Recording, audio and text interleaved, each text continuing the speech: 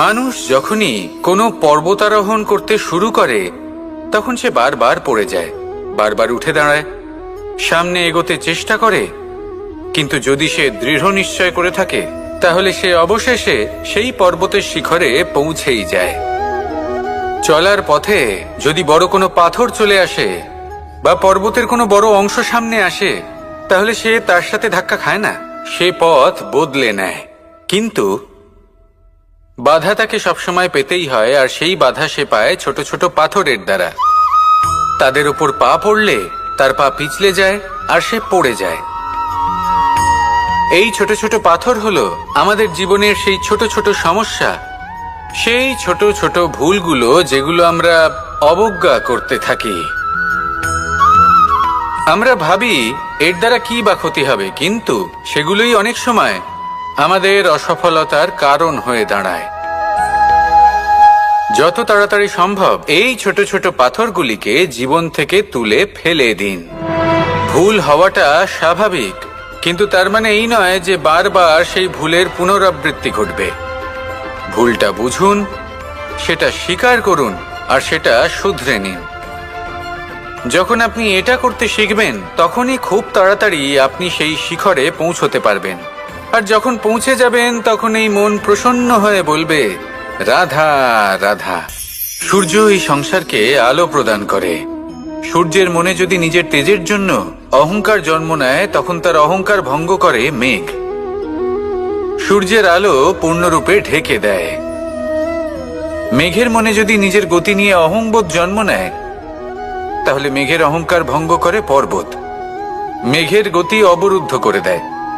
এবার যদি পর্বত নিজের নিশ্চলতা নিয়ে অহংকার করে তাহলে সেই অহংবোধ ভঙ্গ করে একটি মূষক, সেই বিশাল পর্বতে একটি ছিদ্র করে দেয়। এবার যদি মূষকের নিজের মনে অহংবোধ জন্ম নেয় তাহলে জল তার অভিমান ভঙ্গ করে, সেই ছিদ্র দিয়ে প্রবেশ করে। আর যদি জলের মনে অহংবোধ জন্ম নেয় তখন মানুষ বাঁধ নির্মাণ করে তার গতিপথ রুদ্ধ করে, জলের অহংকার ভঙ্গ করে।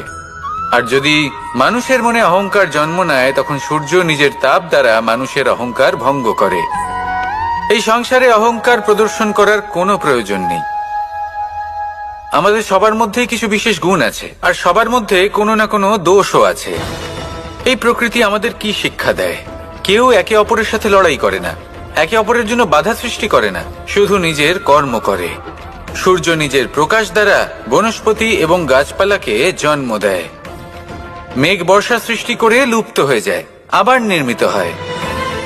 পর্বতের সেই নিশ্চলতা সেই বর্ষাকে একটা দিশা প্রদান করে আর তারপরে তা ধারা হয়ে প্রবাহিত হয়ে যায়। এইসব কি? এইসব একটা সম্পর্ক, একটা চক্রের মতো। সবাই একসাথে নিজের কর্ম করে, তাই এই চক্র আবর্তিত হয়। এটা আমাদেরও করতে হবে, একসাথে মিলে কাজ করতে হবে। কারোর জন্য বাধা হয়ে উঠলে হবে না, কাউকে ছোট মনে করলে হবে না। এটাই করতে থাকুন, সবাই মিলেমিশে কর্ম করুন। প্রকৃতি আমাদের এই শিক্ষাই দেয়। আসুন আমার সাথে ভালোবেসে বলুন, রাধা রাধা। আপনি কখনো পলাশ ফুল দেখেছেন?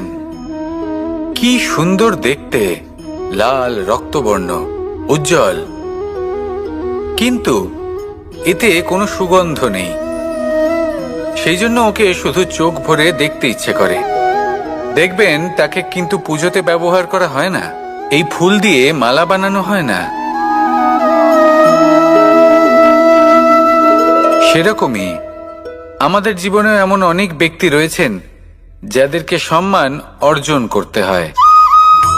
যদি আপনি কোনো উচ্চ বংশে জন্ম নিয়ে থাকেন এবং আপনার কাছে সবকিছু থাকে, ধন ঐশ্বর্য থাকে, সবকিছু আপনি আগে থেকেই পেয়ে গেছেন, তাও কিন্তু এই সংসার আপনাকে সম্মান দেবে না।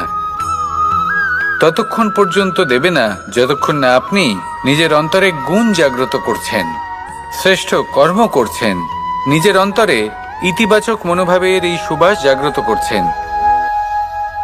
যদি এসব কিছু করেন তাহলেই এই সংসার আপনাকে সম্মান দেবে। এবার এটা আপনার উপরে নির্ভরশীল যে আপনি কি পলাশ ফুলের মতো হতে চান, নাকি অন্য কোনো ফুল হয়ে উঠতে চান যার সুবাস আছে, যে নিজের সুবাস এই সারা পৃথিবীতে ছড়িয়ে দেয়। আসুন আমার সাথে ভালোবেসে বলুন রাধা রাধা।